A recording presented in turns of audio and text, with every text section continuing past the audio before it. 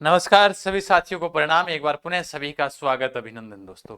इस वक्त जो आप देख पा रहे हो कि एक पुलिस विभाग के अंदर एक बड़ी भर्ती है, बिल्कुल आपने सही सुना। जेल वार्डन की जो भर्ती है वो होने वाली है। जेल वार्डन की भर्ती राजस्थान के अंदर होने वाली थी लेकिन नहीं हुई, तो राजस्थान के अंदर तो वो डिप्टी जेलर वाली बात चल रही है, तो वो संशय है। तो उसके अंदर फॉर्म फार्म भरे जा गए हैं शायद मेरे हिसाब से, या भरे जाएंगे, तो उसका मेरे को पूर्णतः अभी तक वो पूरी याद नहीं है अभी मेरे। लेकिन राजस्थान के अंदर नहीं, बल्कि ये सेंट्रल सरकार के अंदर, यानी कि जो ये है वो सेंट्रल वैकेंसी है। कौन सी? दिल्ली पुलिस के अंदर जो भर्ती होने वाली है, जिसको हम बोलते हैं DSSSB, वो विभाग इस भर्ती को करवाएगा। जेल वार्डन की भर्ती है, 6 माह की कंप्लीट प्रोसेस होने वाली है। पहली बात ये ध्यान से सुन लेना, वीडियो को जो 5-7 मिनट का पूरा देख लेना। 6 माह के अंदर कंप्लीट है, क्योंकि ये एक वर्दी का सुनहरा अवसर है आपके पास में। तो मैं आपको बता देता हूँ, पूरी ध्यान से ये 5-7 मिनट सुन लेना बात को। अब आप सोचोगे नहीं राजस्थान में नहीं है, तो ये तो दिल्ली की है, तो अपने को कोई मतलब नहीं है। आपसे मतलब है, तभी मैं आपके लिए ये वीडियो लेकर आया हूँ। फिर उसके बाद जेल वार्डन की भर्ती 3200 से अधिक इसके अंदर पद है। इसमें योग्यता क्या है, सिलेबस क्या है, एक आपके पास सुनहरा मौका है। क्या है क्या नहीं है, पहली बात ध्यान से सुनो। पहली बात तो यह है कि जेलों के अंदर 3247 अतिरिक्त पदों के सृजन में एलजी ने क्या दे दी, मंजूरी। यानी कि 3247 पदों पर यह भर्ती होगी। ठीक। कंप्लीट भर्ती 6 माह के अंदर होगी, यानी कि नए पदों को अगले 6 माह में भरने का आदेश, यानी 6 माह में आपकी भर्ती है वो कंप्लीट हो जाएगी। यानी इनको क्या मिलेगी, 6 माह के अंदर ज्वाइनिंग तक मिल जाएगी। फॉर्म भरने के बाद ज्वाइनिंग तक मिलेगी, 6 माह की प्रोसेस है। अब आपको निर्धारित करना है कि आपको करना क्या है। फिर उसके बाद में पदों को 6 माह में भरने का निर्देश दिया है। ठीक है, तो ये तो हो गया। इसके अंदर कौन कौन सी भर्तियां देखो, सर्जित पदों में अधीक्षक, उप अधीक्षक, सहायक अधीक्षक, हेड वार्डन, हेड मेट्रन, लेकिन ये सारी है। लेकिन अपने लिए काम के कौन कौन से पद है इसमें, उन पर हम चर्चा करते हैं। 6 माह है दोस्तों, इसमें सिलेबस भी बताने वाला हूं। आपने सिलेबस वो निकाल रखा है, मोटी मोटी बात वही है। तो आप इसको इसके लिए योग्य हो। अगर आपकी उम्र उम्र ध्यान रखना 18 से 23 होती है सेंट्रल सरकार की वैकेंसी में लगभग। बाकी इसके अंदर जो छूट वगैरह होती है वो होती है। बाकी 18 से 23 क्या है इसमें उम्र है। अब सुनो ध्यान से, इसके अंदर जो सबसे ज्यादा पद है वो 1760 पद है, वो है वार्डन के पद। किसके? वार्डन। और फिर सेकंड है हेड वार्डन। अपने लिए दो ही बहुत है, इसमें 959 पद है। कितने पद है? 959 पद। 959 पद तो है हेड वार्डन के, और 1760 पद होने वाले हैं इसके अंदर। वो किसके होंगे? वो होंगे आपके वार्डन के। बाकी जो भी है सुप्रीडेंट है, और उसके अलावा अलग अलग है, assistant warden, head matron, senior officer, section officer, तो अपने को नहीं मतलब। अपने ये इसमें 4 है, इसमें 2 है, इसमें 3 है, ये अलग अलग पद है। हमारे लिए 1760 पद तो है किसके? 1760 तो पद आएंगे आपके वार्डन के। हेड वार्डन के 959। यानी राजस्थान में जैसे कांस्टेबल होता है, एक होता है हेड कांस्टेबल, तो वही है, सेम टू सेम। समझ में आई बात? अब इसका सिलेबस क्या है, क्योंकि 6 माह के अंदर कंप्लीट प्रोसेस है। आपने पूरा सिलेबस निकाल रखा है, लेकिन नहीं निकाल रखा तो भी मैं तरीका आपको बता दूंगा। देखो, आपने की है सीईटी की तैयारी। सीईटी की जिस विद्यार्थी ने मन लगाकर तैयारी की है ना, सीईटी की जिस विद्यार्थी ने तैयारी कर ली, वो विद्यार्थी आराम से इस पेपर को पास कर सकता है। इसमें क्या रहने वाला है क्या नहीं रहने वाला वो मैं बता देता हूं।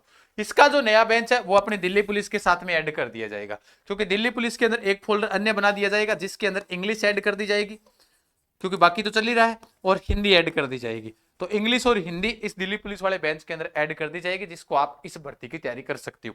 सिकवाल ऑनलाइन हब ऐप के ऊपर आपको पूरी जानकारी ऐप के ऊपर मिल जाएगी। अगर आप ज्वाइन करना चाहो तो नाम मात्र शुल्क के साथ में कंप्लीट कोर्स मिल जाएगा।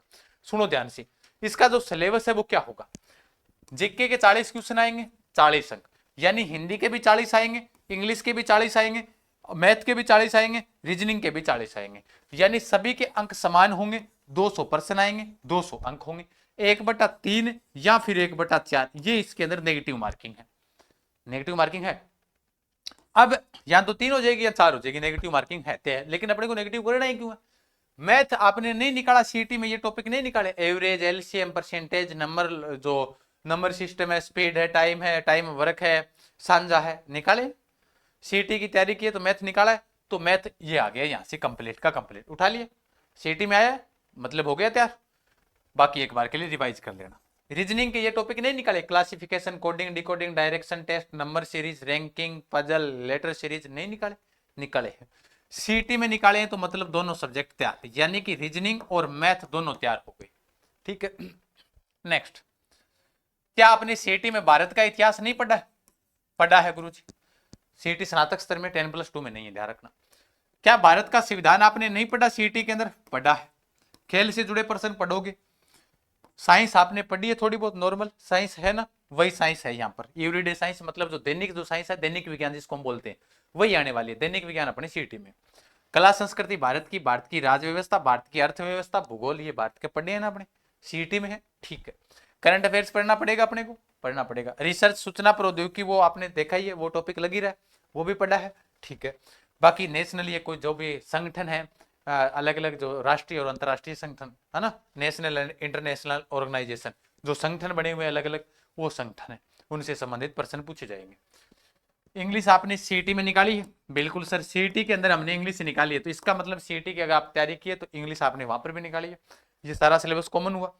हिंदी की आपने नहीं निकाली सीटी में, बिल्कुल निकाली है sir.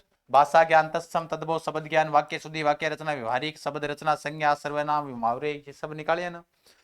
Same to same syllabus है आपका, कौन सा, जो आपने सीटी के अंदर निकाला। थोड़ा बहुत मामूली सा कोई 5-7 टॉपिक अलग हो जाएंगे, सारे में से 10 टॉपिक अलग हो जाएंगे, ये मान लो।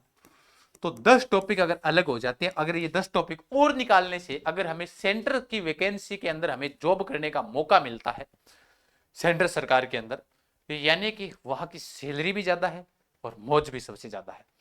तिहाड़ जेल के आगे आपको खड़ा रहना पड़ेगा, जहां पर आपको बहुत सारे तिहाड़ है, मंडोली है, रोहिणी जेल है, तो यहां पर आपको तैनात किया जाएगा। ये जो साफ लिखा हुआ है यहाँ पर, इन स्थानों पर आपको तैनात किया जाएगा, तिहाड़, मंडोली और रोहिणी जेल में आप यहाँ पर रुक सको, यहाँ पर आपकी ड्यूटी रहेगी, है ना। बढ़िया बढ़िया तरीके से, बढ़िया बढ़िया जो आतंकवादी आते हैं ना, जिनकी न्यूज आती है, उनसे आप देखते रहना, ये जा रहा है जेल के अंदर, है ना।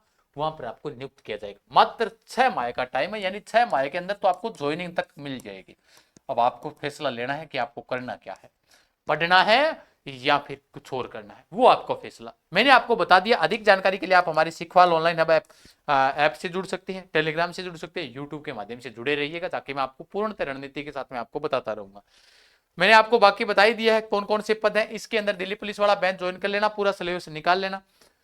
इंग्लिश, हिंदी इसके अंदर अलग से एक फोल्डर के अंदर मिल जाएंगे, जिसके ऊपर नाम लिखा होगा जेल वार्डन, है ना, ये अलग से ही हो जाएगा, आपकी चिंता ना करो। साथ में आप दिल्ली पुलिस की तैयारी कर सकते हो और साथ में ही आप किसकी तैयारी कर सकते हो, जेल वार्डन की तैयारी कर सकते हो। इसके लिए सिखवाल ऑनलाइन हब अपना ऐप है, वो डाउनलोड कर लीजिएगा और तैयारी में आज से शुरू हो जाइएगा, ठीक है।